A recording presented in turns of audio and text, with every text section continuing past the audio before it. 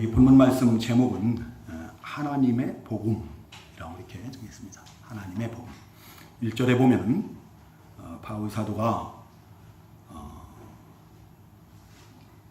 사도로 부르심을 받아 하나님의 복음을 위하여 택정함을 입었으니, 하나님의 복음을 위하여 택정함을 입었다. 전에 말씀드린 대로 올해는 종교개혁 500주년이 되는 해입니다. 지금으로부터 500년 전 1517년이죠. 1517년 10월 31일 날 마틴 루터가 가톨릭의 그 잘못된 신앙과 교리에 대해서 95개 조항에 반박하는 글을 독일의 비텐베르크 교회 문 앞에 이렇게 게시를 하게 됩니다. 이 날을 바로 이제 종교 개혁일로 정하고 개혁회들은 10월 마지막 주일을 종교 개혁을 기념하는 주일로 이렇게 지키고 예배하고 설교하고 그러죠. 이제 이 루터는 이 일로 인해서 로마 가톨릭으로부터 파면을 당하고 또 출교를 당하고 많은 핍박을 받게 됩니다. 그 종교개혁에 가장 앞장섰던 이 마틴 루터가 이렇게까지 자기의 모든 것을 걸고 종교개혁에 앞장설 수 있었던 것은 어떤 사건들이 있었죠. 그 전에. 원래 이 마틴 루터는 그 아버지 부모의 뜻에 따라서 이 법관이 되려고 했던 사람입니다. 법을 공부하는 중에 어느 날 집에로 돌아가다가 벼락을 맞습니다. 벼락을 맞고 그때 이제 하나님께 서원을 해요. 살려주시면은 저희가 주의 종의 길을 가겠습니다. 라고 이렇게 서원을 하죠. 그래서 이제 신학을 하게 됩니다. 신학을 하고 이제 사제의 길을 가게 되는데요. 근데 그 사제의 길을 가면서 주의 종의 길을 가는데 늘 자기에게 두려운 게 하나 있어요. 자기가 하나님 앞에 어떻게 하면 의로워질 수 있는가? 하나님 앞에 어떻게 하면 의로워질 수 있는가? 그것 때문에 늘 고민을 하는 거예요. 그래서 하나님의 말씀에 기록된 대로 뭐 선을 행하기도 하고 또 교회에서 시킨 대로 로마 교황청에서 시킨 대로 그 모든 것을 다 하죠. 그럼에도 불구하고 마음에 그 구원에 대한 확신이나 이런 것이 없는 거예요. 그것으로 인해서 늘 고민하고 번뇌하고 그러죠. 그래서 이제 또 수도원에 들어가서 금식도 하고 이렇게 기도도 하고 그러는데 그럼에도 하는 것도 변화가 없고 채워지는 것이 없는 거예요. 자신의 그 무력, 무능함, 무지함 이런 것들만 깨닫게 되죠. 그러면서 이제 무력감에 빠지게 돼요. 네, 그때 이 루터가 기도하는 중에 그 시편 22편 1절에 보면은 그런 내용이 있어요. 하나님 나의 하나님 어찌하여 나를 버리시나이까. 우리 주님께서 십자가에서 엘리 엘리 라마 사박다니 하신 그런 말씀이죠. 그 말씀이 생각이 나면서 그 루터가 더 깊은 고민에 빠져요. 자기 같은 사람은 하나님께 버림을 받아도 괜찮은데 왜 예수님께서 하나님의 아들이신 그리스도께서 하나님께 버림을 받아야 되는가? 나 같은 죄인은 버림을 받아도 마땅한데 근데 왜 그리스도께서 버림을 받는가? 이것 때문에 또 크게 고민을 하고 그러죠. 근데 그 기도 가운데 또 하나님께서 감동을 주시죠. 성령께서 감동을 주시고 근데 그 예수 그리스도께서 버림받으시고 십자가에서 죽으심으로 말미암아서 모든 택한 백성들이 죄사함을 받고 하나님께로 나아갈 수 있는 길이 열렸다는 것을 깨닫게 돼요. 그러면 자신이 의롭게 되는 것은 내가 무엇을 행해서 행위로서 의롭게 되는 것이 아니고 오직 믿음으로 이렇게 된다는 것을 깨닫게 돼요. 그래서 이 본문 말씀, 오늘 본문 17절이죠.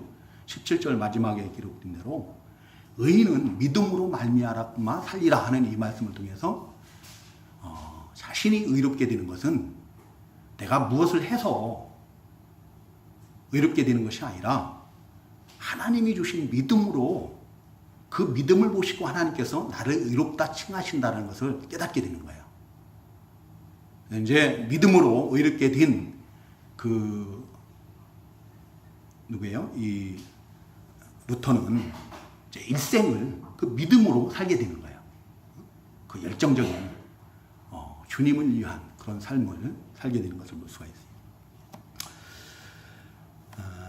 오늘 이 종교개혁 500주년을 맞이해서 이제 하나님의 복음이라는 제목의 말씀으로 우리가 함께 증거받고 은혜를 나누려고 하는데요. 그 1절에 보면은 바울 사도는 자신이 사도로 예수 그리스도의 종 바울은 사도로 부르심을 받아 하나님의 복음을 위하여 택정함을 입었으니 라고 이렇게 하나님의 부르심을 받고 또 그 복음을 위해서 택정함을 입었다라고 이렇게 증거를 하고 있는데요. 바울 사도만 하나님의 부르심을 받고 복음을 위해서 택정함을 입었느냐? 그건 아니라는 거죠. 그 뒤에 오늘 본문 6절에 보면은 6절, 7절 같이 읽어보겠습니다. 시작. 너희도 그들 중에서 예수 그리스도의 것으로 부르심을 받은 자니라.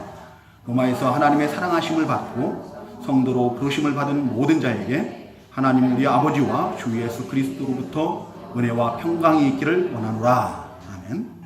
너희도 그들 중에서 예수 그리스도의 것으로 부르심을 받은 자니라. 그리스도 예수의 것, 예수 그리스도에게 속한 자로 그리스도의 소유로 우리가 부르심을 받았다라고 이렇게 증거하고 있습니다. 또 하나님의 사랑하심을 받고 성도로 부르심을 받은 자들이라는 거예요. 우리가 다. 우리 주 예수 그리스도의 것으로 또 하나님의 사랑하심을 받고 성도로 부르심을 받은 우리 성도님들에게 우리 하나님 아버지와 또 주 예수 그리스도께로부터 말미암는 은혜와 평강이 있기를 소망하고 축원합니다. 그러면은 이 오늘 제목이 하나님의 복음인데 복음이 무슨 뜻입니까? 복음이라는 것은 말 그대로예요. 복된 소리, 복된 소식이에요. 좋은 소식이다. 근데 오늘 이 본문에서는 이 복음은 바로 곧 우리 주 예수 그리스도시니라. 근데 전에 이 말씀을 증거받을 때 2절에 이 복음은 다음에 가로를 치라고 했어요. 그렇죠? 가로를 치고 곧 앞에 또 가로를 치라고 했어요. 그러면은 복음이 뭔가? 복음은 곧 우리 주 예수 그리스도가 복음이라는 거예요. 그리고 가로친 그 안의 말들은 다 복음인 그 예수 그리스도를 수식하는, 꾸며주는, 설명하는 그런 말들이 되는 거예요. 복음은 뭐라고요? 네. 하나님의 복음, 하나님의 복된 소식, 좋은 소식은 바로 예수 그리스도가 복음이다. 복된 소식이고 좋은 소식이다. 누가복음 2장 10절, 11절에 보면은 천사가 뭐라고 합니까? 보라, 내가 온 백성에게 미칠 큰 기쁨의 좋은 소식을 전하노니. 그 다음에 그 큰 기쁨의 좋은 소식을 전한다고 하면서 뭐라고 그래요? 오늘 다윗의 동네에 너희를 위하여 구주가 나셨으니 곧 그리스도 주신이라 그러나요? 네, 곧 그리스도 주신이다. 그러니까 온 백성에게 미칠 큰 기쁨의 좋은 소식, 복음은 뭐예요? 예수 그리스도께서 우리를 구원하시기 위해서 이 세상에 오신 거예요. 예수 그리스도에 관한 증거가 곧 복음이라는 거예요. 그래서 여기에 이 복음에 대해서 설명을 하는데 뭐라고 하는가 하면은 이 복음은 그리스도는 하나님이 선지자들을 통하여 그의 아들에 관하여 성경에 미리 약속하신 것이라 그래요. 예수 그리스도에 대해서는 성경에 미리 선지자들을 통해서 다 예언을 하신 거예요. 약속을 하신 거예요. 가장 먼저 나오는 예수 그리스도에 대한 약속의 말씀은 창세기 3장 15절이에요. 거기에 보면은 예수 그리스도께서 여인의 후손으로 오신다라고 해요. 그죠? 여인의 후손으로. 그리고 그것을 더 구체화시켜서 증거하고 있는 말씀이 이사야 7장 14절에 보라 처녀가 잉태하여 아들을 낳으리니 그 이름을 임마누엘이라 하리라. 이제 여인의 후손에서 이제 처녀 동정녀에게서 나실 것이 예언이 되죠. 그리고 미가서 5장 2절에서는 예수님께서 어디서 태어나시는가? 유대 땅 베들레헴에서 나실 것을 또 예언을 하죠. 예수님에 대해서는 구약 성경에 오실 그리스도에 대해서 메시아에 대해서 300번 이상이 이렇게 예언이 되어 있다고 해요. 특히 제가 이 신대원을 졸업할 때 그 석사학위 그 논문이 이 성막이었어요. 성막에 나타난 성막에 계시는 그리스도거든요. 근데 성막이나 우리가 레위기 통해서 증거받았던 것처럼 그 구약의 제사들은 다 오실 그리스도께서 어떻게 사역하실 것인가를 미리 예언하는 그런 말씀들이죠. 그래서 우리 주님께서는 그 요한복음 5장 그 46절에 보면은 모세가 나에 대해서 예수님 자신에 대해서 기록을 했더라고요. 그리고 그 바로 앞에 5장 39절에서 성경은 이 모든 성경이 예수님 자신에 대해서 기록하고 있다, 증거하고 있다. 모든 성경이 사실은 복음입니다. 모든 성경이 복음이다. 여러분, 이 아브라함의 자손을 아브라함의 씨라고 그러죠. 아브라함의 씨. 그렇죠? 그 씨가 갈라디아서 3장 16절에 보면 그 씨를 누구라고 그래요? 그리스도라고 해요. 그리스도. 이삭이 아니고 오실 그리스도를 가리키는 거예요. 출애굽한 이스라엘 백성들이 반석에서 샘물이 나잖아요. 근데 그 고린도전서 10장인가요? 거기에 보면은 그 반석이 누구라고 그래요? 그리스도라고 해요. 구약 성경에는 예수 그리스도에 관한 증거로 가득하다.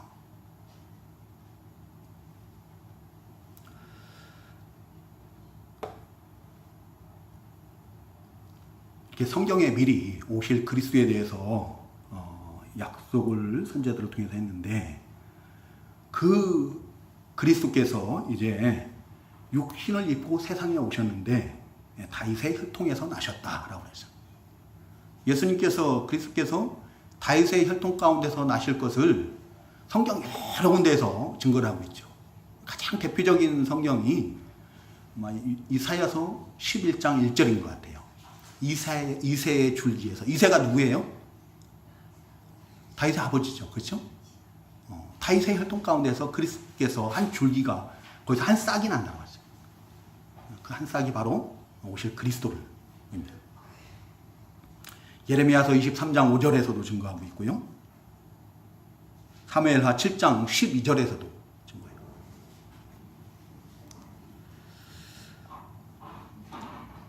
그리고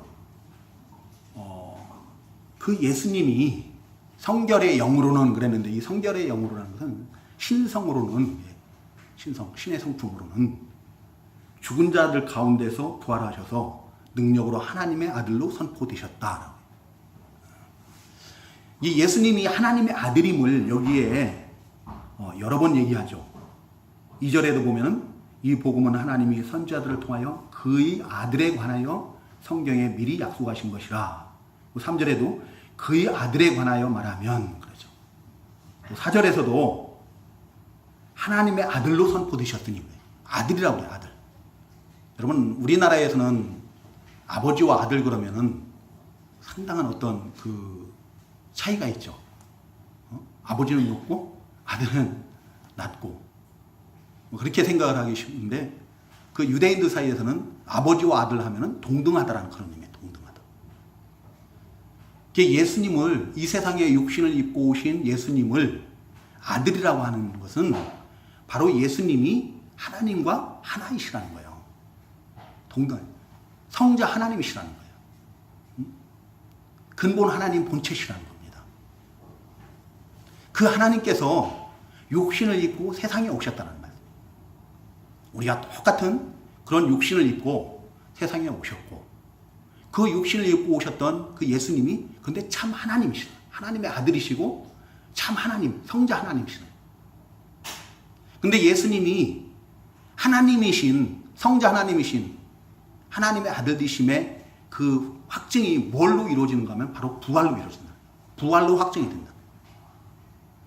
여러 차례 말씀드렸지만 만약에 예수님께서 죽으시고 부활하지 못하셨다고 한다면은, 부활하지 않으셨다고 하면은 예수님은 우리의 구주가 되심을 우리가 확증받을 수가 없는 거예요. 그리스도가 되고 하나님의 아들 되심이 우리의 죄를 대속하시기 위해서 죽으신 것이 확증될 수가 없어요. 그냥 자기 죄로 죽은 거랑 똑같은 거예요. 부활은 영생의 부활이라고 했어요. 죄가 있는 자는 영생의 부활을 할 수가 없습니다. 근데 예수님께서 영생의 부활을 하셨다는 것은 죄가 없으신 분이라는 거예요. 죄 없으신 하나님의 아들 되시고 성자 하나님 되시고 그리스도가 되고 우리의 주가 되고, 주는 하나님이십니다. 그래서 예수님의 죽으심이 자기 죄 때문에 죽으신 것이 아니라 모든 하나님의 백성들의 죄를 대신 감당하기 위해서, 담당하시기 위해서 죽으신 대속의 죽음이라는 것을 우리가 확증을 받을 수 있는 거예요. 부활로서 예수님이 하나님의 아들이심이 선포되었다, 확증되었다라고 이렇게 증거하고 있습니다.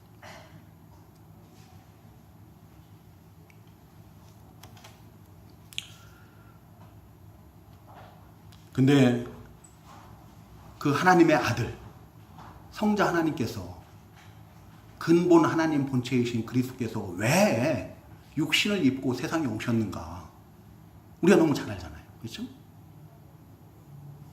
택하신 자기 백성들을 그 죄 가운데서, 사망 가운데서 구원하시고 영생하는 생명을 주시기 위해서 세상에 오신 거죠.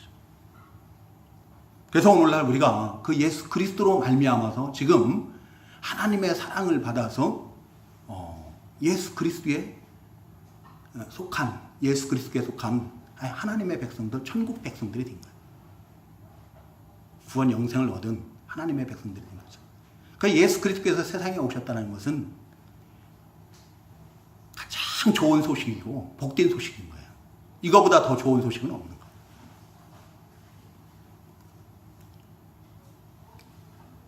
근데 바울 사도는 이 하나님의 복음을 부끄러워하지 아니했다고 해요. 그죠? 16절에 보면은 내가 복음을 부끄러워하지 아니하노니 이 복음은 모든 믿는 자에게 구원을 주신 하나님의 능력이 됨이라. 복음을 부끄러워하지 않았다. 복음을 부끄러워하지 않았다는 것은 복음을 자랑스러워했다는 거예요. 그래서 날마다 그 복음을 어떻게 해요? 자랑하고 다니는 거예요. 우리 성도님들 자랑할 것이 있으면 어떻게 해요? 그 자랑하고 싶어서 뭐 견디지 못하죠. 응? 자랑할 것이 있어도 그냥 꾹꾹 누르고 그래요? 물론 그럴 수도 있습니다. 저도 그럴 때가 있어요. 그 자랑하는 것이 결코 하나님께 영광이 되지 않고 하나님께서 기뻐하시는 것이 아니기 때문에 자랑하지 않을 때도 많이 있는데요. 그런데 보통은 우리가 이 자랑할 것이 있으면은 뭐 자랑하고 싶어도 어쩔 줄 몰라요. 틈만 나면 어떻게든 기회를 봐가지고 그 자랑하려고 그러죠. 근데 바울 사도가 바로 그 복음을 자랑했다는 거예요. 자랑스러워했고 그 자랑 삼고 그런 거죠. 얼마나 바울 사도가 이 복음을, 그리스도를 자랑했는가? 갈라디아서 6장 14절 보면은 내게는 우리 주 예수 그리스도의 십자가 외에는 결코 자랑할 것이 없나니 그래요. 예수 그리스도의 십자가 외에는 결코 자랑할 것이 없다. 바울 사도라고 왜 자랑할 것이 없겠습니까? 자랑할 게 많죠. 히브리인 중에 히브리인이고,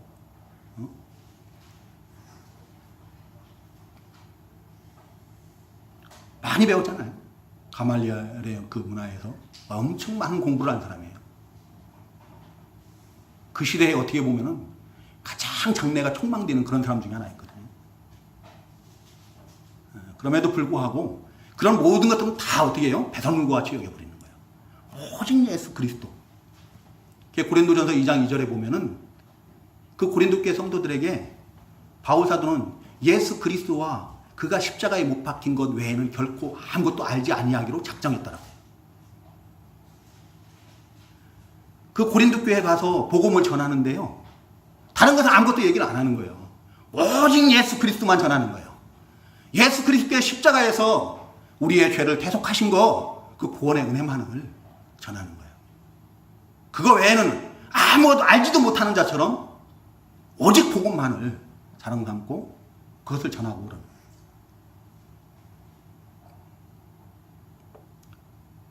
바울 사도는 이 복음을 위해서는 자기 목숨까지도 아끼지 않아요.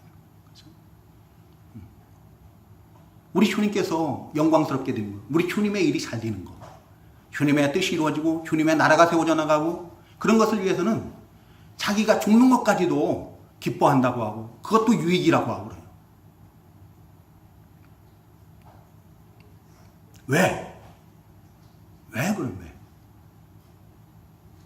이 복음은 모든 믿는 자에게 구원을 주신 하나님의 능력이 됨이라 그랬어요. 이 복음이 그리스도가 모든 믿는 자들을 구원하는 하나님의 능력이라는 거예요. 우리에게 구원에 이르게 하는 하나님의 능력은 오직 복음이다라는 거예요. 복음.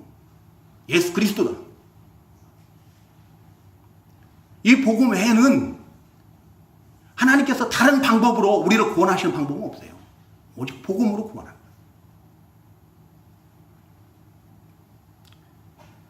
거예요. 고린도전서 1장 21절인가요? 거기에 보면은 하나님의 지혜에 있어서는 사람의 지혜로는 하나님께로 나오지는 못한다라고 했어요.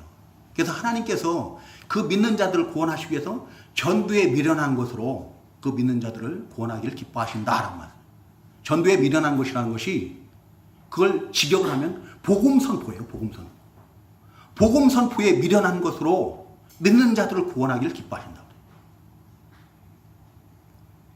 우리 전에 로마서 10장 말씀을 증거를 받았죠. 거기 13절에 보면은 누구든지 주의 이름을 부르는 자는 구원을 얻을 것이라고 해요. 그렇죠? 구원을 얻을 것이다. 주의 이름을 부르는 자는 다 구원을 받을 거예요. 근데 믿지 아니하는 이를 어떻게 누가 부를 수 있습니까? 또 듣지도 못한 이를 어떻게 믿으리요? 그러잖아요. 그렇죠? 듣지 않으면은 이 복음을 그리스도를 증거받지 않으면은 믿을 수가 없다는 겁니다. 믿어야, 마음으로 믿어야 우리 주님을 입으로 시인하고 주님의 이름을 부르고 그럴 텐데 그 복음을 듣지 않고는 듣지 못한 일을 어떻게 믿느냐는 거예요.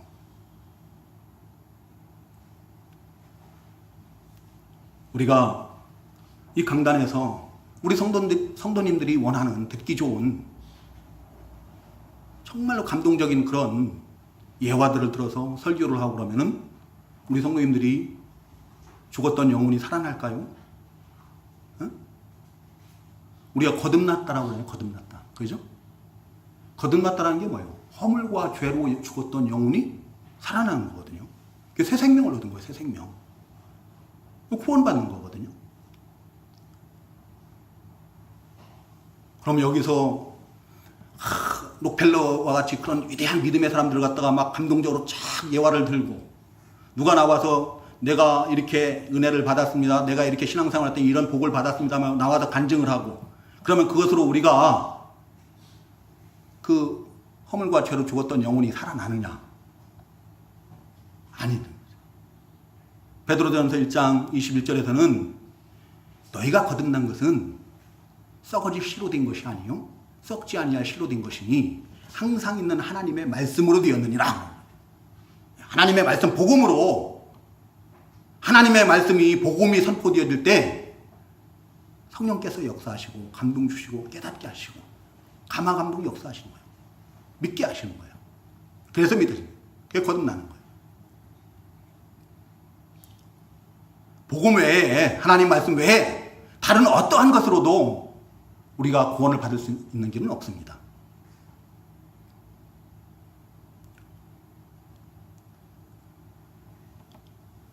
루터 시대에 그 로마 가톨릭에서는요, 그 면죄부라는 걸 팔았습니다. 그 베드로 성당이 너무 오래돼가지고 낡고 그러니까 그것을 헐어버리고 이제 그 새로 져야 되는데 비용이 너무 많이 들으니까 그 면죄부를 파는 거예요. 하나님의 백성들에게 면죄부를 팔면서 그것을 사고, 그걸 사기 위해서 헌금을 갖다가 그 헌금함에다 갖다가 넣으면은 땡그랑 하고 그 헌금이 떨어지는 소리와 함께 죽은 조상들이 연옥에서 천국으로 간다고 그렇게 사기를 치는 거죠.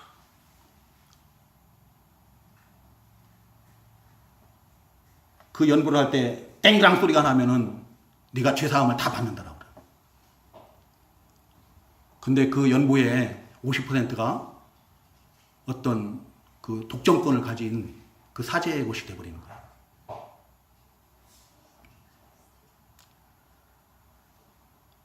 우리를 구원하는 능력은 그런 것에 있지 않다.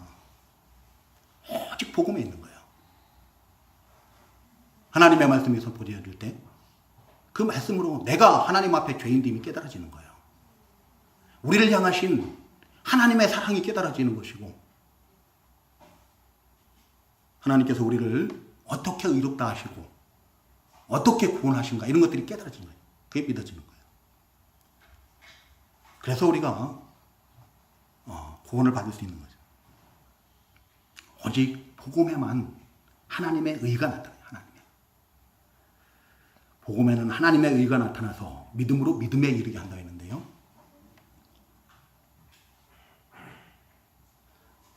여러분, 하나님의 의가 뭡니까? 하나님의 의. 하나님의 의는 하나님께서 우리를 의롭다고 인쳐주시는 거예요. 내가 무엇을 해서 내 행위를 보고 그것으로 인하여서 의롭게 되는 것이 아니고 하나님께서 우리에게 주신 그 믿음, 그 믿음을 보고 의롭다라고 인칭한다는 거예요. 그게 아브라함이 그 하나님께서 하시는 그 말씀을 믿었다라고 그러잖아요. 그렇죠? 믿으니 이를 보고 하나님께서 그를 그의 의로 여기셨다라고 말씀하셨어요.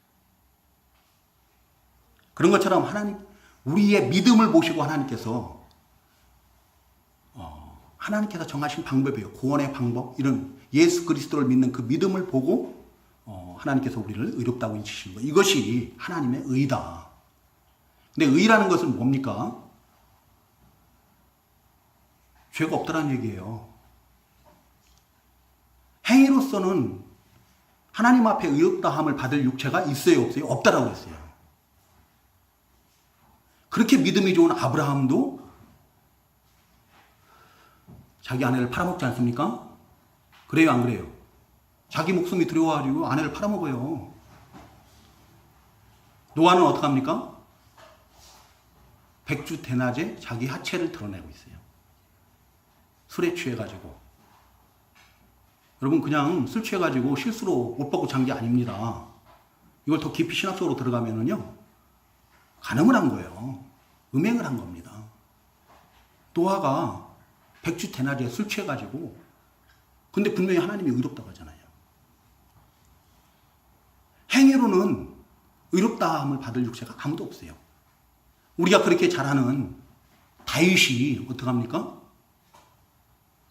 밧세바와 간음을 하고 그 사실을 숨기려고 그 우리아를 갖다가 살인교사라고 죽이지 않습니까? 아무도 행위로서는 하나님 앞에 의롭다함을 받을 육체가 없어요. 3장 10절에 보면 로마서 3장 10절에 보면 의인은 없나니 하나도 없다라고 하나님 말씀하십니다. 의인은 없나니 하나도 다 죄인이에요.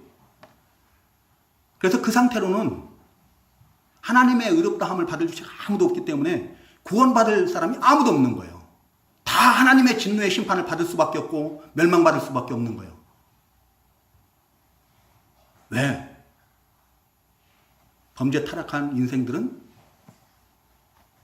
그 소욕이 있어요. 육체의 소욕. 원죄라는 게 있습니다. 언제든지 범죄의 가능성이 있고 언제든지 하나님을 부인하고 자기가 죄인된 그런 삶을 살 때가 부지기수거든요. 하나님께서 우리의 그 연약함을 아신 하나님께서 우리를 사랑하시고 우리를 긍휼히 여기셔서 그 우리로 하여금 의롭다함을 받을 수 있는, 죄사함을 받을 수 있는 그 길을 열어주신 거예요. 구원의 길을 열어주신 거예요. 그것이 바로 예수 그리스도예요. 아들이신 성자 하나님 예수 그리스도께서 육신을 입고 세상에 오셔서 우리의 모든 죄를 대신 십자가에서 그걸 담당하시는 거죠. 그리고 그 예수 그리스도를 믿는 자들마다 하나님께서 어떻게 한다고요? 죄를 다 사하시고 죄 없는 의인이라고 인쳐주시는 거예요. 그게 하나님의 의인 거죠. 의롭다함을 받고 구원을 받는 거예요. 그 복음에만, 예수 그리스도께만 그 하나님의 의가 있는 겁니다. 예수 그리스도가 아닌 다른 어떤 위대한, 뛰어난 어떤 그런 인물들, 그 사람들하고 똑같이 도덕적으로 의롭고 선하고 뭐 그런 경건한 그런 사람들을 산다고 해서 우리가 하나님 앞에 의롭게 될 수는 없어요. 석가모니나 공자나 소크라테스보다 더 진실하고 의롭고 경건하고 그런 삶을 산다고 해도 하나님 앞에 의롭게 될 수 있는, 행위로서 의롭게 될 수 있는 방법은 없다. 아무도. 하나님께서 정하신 방법은, 하나님 앞에 의롭게 되는, 구원받을 수 있는 방법은 오직 우리의 모든 죄를 대속하신 그 예수 그리스도를 믿는 것밖에 없어요. 근데 그 믿음조차도 누가 주셨다고요? 하나님이 주신 거예요. 그 믿음을 보고 하나님께서 우리를 의롭다 해주신 거예요. 모든 죄상을. 너는 이제 더 이상 죄인이 아니야. 너는 더 이상 멸망받을 자가 아니야. 너는 세상에 속한 자가 아니야. 너는 아무 죄 없는 내 백성이야. 라고 하나님께서 의로운 내 백성이야. 라고 인쳐주시는 거예요.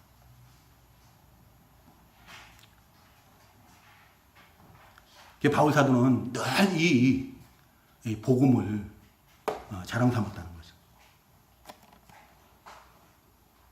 이 복음을 전하기 위해서 바울사도가 자기 생명까지도 아끼지 않았다고 했죠.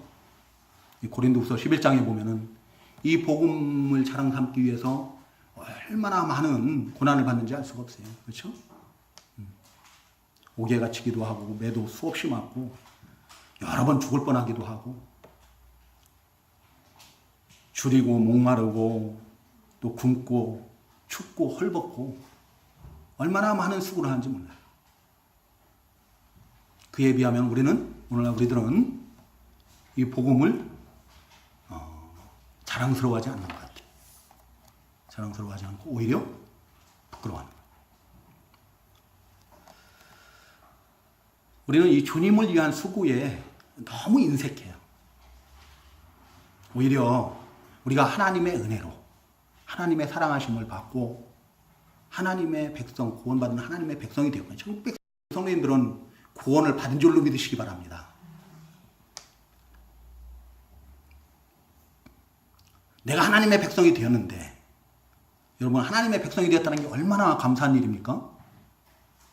그런데도 우리는 왜 이렇게 부족한 게 많은지 모르겠어요. 구원받은 것 그것으로 만족하지를 못해요. 구원받은 하나님의 백성들에게 하나님께서 필요에 따라서 덤으로 주시는 거, 그건 덤으로 주시는 거거든요. 근데 그것이 부족해가지고 맨날 뭐 달라고, 그거 달라고. 그거 안 주면 하나님께서 나를 버린 줄 알고 그렇게 생각을 하죠.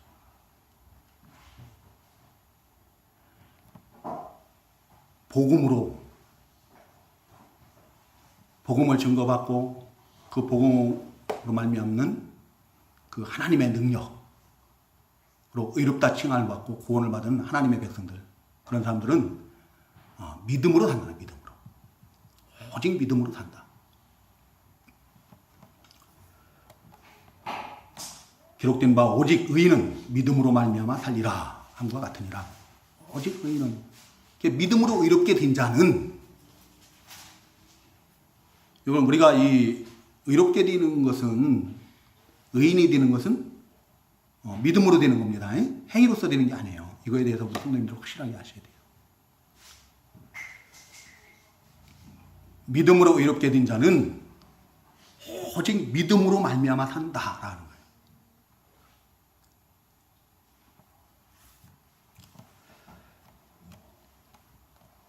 이 의인은 믿음으로 말미암아 살리라 함과 같으니라 그랬는데, 이 말씀이 하박국 2장 4절에 보면은 나오는 그런 말씀이거든요. 이게 언제 증거된가 하면은 하박국 선지자가 이사야 선지자와 아마 같은 동시대의 사람일 거예요. 근데 그 하나님의 백성들이 타락하고 악해지고 그러죠. 근데 하나님께서 그들을 갖다가 심판을 안 하셔요.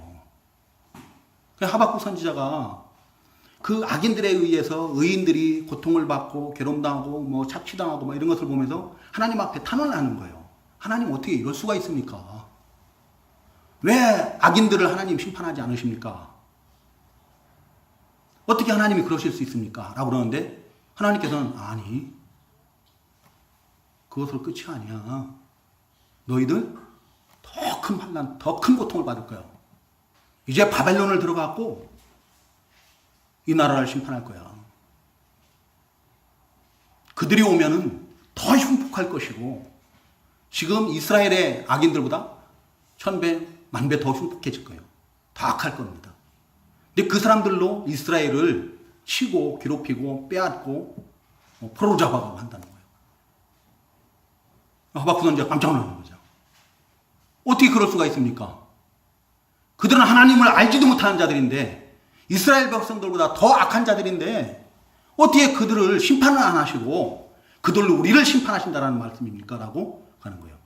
그때 하나님께서는 그렇지만 지체하지 않고 그들에게 종말의 심판이 임할 것이다 라고 말씀하시네요. 그 바벨론의 심판이 임할 것이다. 그러면서 하시는 말씀이 의인은 믿음으로 말미암아 살리라. 그의 믿음으로 말미암아 살리라 라고 말씀합니다. 이게 무슨 말씀입니까? 그런 환난 가운데서도 바벨론이 나라를 침략을 하고, 그래서 모든 것을 다 약탈을 하고 심지어는 포로로 잡아가고 죽이고 그런다 할지라도, 그런 환난 가운데서도 믿음으로 이렇게 된 자는 오직 믿음으로 산다라는 거예요. 믿음으로만 산다.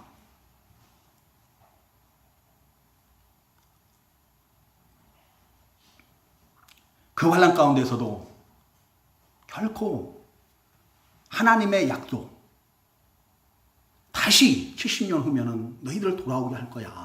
회복시켜 줄 거야. 그곳에서 내가 너희의 잠깐 성소가 되어 줄게 하는 그런 약속들을 잊지 않는 거예요. 잃지 않는 겁니다. 그대로 이루어질 것을 믿는 거예요. 아무리 나라가 침략을 받고 정복을 당하고 포로로 잡혀가고 죽임당하고 많은 백성들이 죽임당하는 그런 환난 가운데서도 믿음으로 이렇게 된 자들은, 의인들은 하나님의 구원 약속, 하나님의 뜻, 하나님의 주권 결코 침해를 받지 않을 것이다라는 것을 믿는 거예요. 그리고 그 모든 환난도 하나님의 주권 하에서 이루어진다는 것을 믿는 거예요. 하나님의 자신들을 향한 구원 계획은 반드시 성취된다라고 믿는 거예요. 그래서 어떤 환난 가운데서도 그 믿음이 흔들리지 않고 실족하지 않는 거예요. 의인은 7번 넘어져도 다시 일어나요. 하나님께서 일으키신 거예요.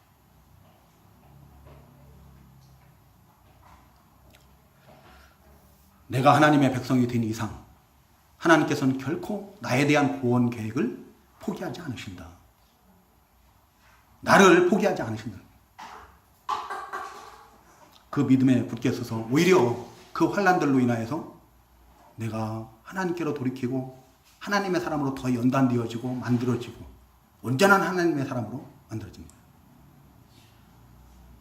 그래서 마지막에는 어떻게 고백을 합니까? 그 하박국 3장 17절 18절에 보면 비록 무화과나무가 무성치 못하며 포도나무에 열매가 없으며 감람나무에 소출이 없으며 밭에 먹을 것이 없으며 또 우리의 양이 없으며 외양간에 소가 없을지라도 나는 여호와로 말미암아 즐거워하며 나의 구원의 하나님으로 말미암아 기뻐하리로다. 고백하는 거예요. 아무것도 없어도 우리는 뭐만 조금만 없으면 어떻게 해요? 금방 내 막 시험 들고 금방 내 그냥 하나님이 나를 버리셨는가 봐. 우리 목사님이 나를 위해서 기도 안 해주신 게, 우리 목사님이 축복 기도 안 하니까 이렇게 내가 이 모양 이 꼴이지 이렇게 된 거야. 아니요. 믿음으로 의롭게 된 사람은 어떻게 해요?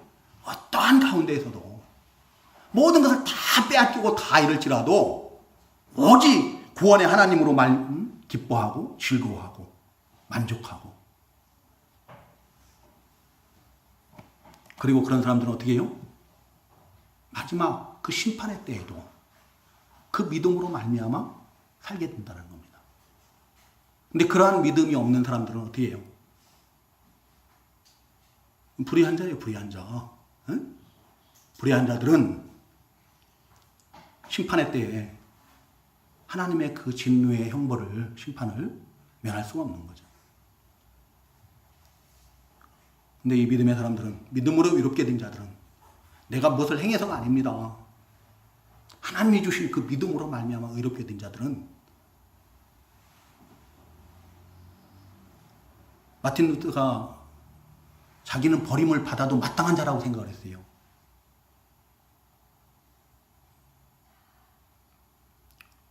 그럼에도 불구하고 이 말씀 한 구절로 자기 구원을 확신하게 돼요. 의인은 믿음으로 말미암아 살리라. 이제 믿음으로 그렇게 된 사람은 그 심판의 때에 그 하나님의 그 진노의 심판 당연히 면하는 거예요. 그리고 그 심판의 때가 우리 주님 다시 오실 때거든요. 그러면 그때에 우리 주님과 함께 그 영광스러운 그 부활에 참여하고 그 영광스러운 하나님의 나라에서 하나님의 백성으로서의 영생 복락을 누리게 된 줄로 믿습니다. 우리 성도님들이 그런 루터와 같은 그런 고민에 빠질 수도 있을 것 같아요. 저도 마찬가지고, 내가 왜 열심히 신앙생활을 한다고 하는데 이렇게 계속 어렵고 힘들고 고통을 받는가? 혹시 하나님께 내가 버림받은 자는 아닌가? 내가 구원 못 받은 자는 아닌가? 그런 생각을 할 때가 많이 있을 수도 있을 겁니다. 그렇지만 분명히 우리가 하나님 앞에 의롭게 되고 또 구원을 받는 것은 우리의 행위가 아니에요. 행위가 아니고 하나님이 우리에게 주신 믿음으로 우리가 구원을 받는 것이다. 죄사함을 받고 이롭게 됩니다. 복음이 믿어진다면은, 하나님의 말씀이 믿어진다면은 이 자리에 계신 우리 성도님들은 다 구원의 능력을 힘입은 자들이고 이미 모든 죄사함을 받고 하나님 앞에 의롭게 된 자들인 줄로 믿습니다. 우리 기도하겠습니다.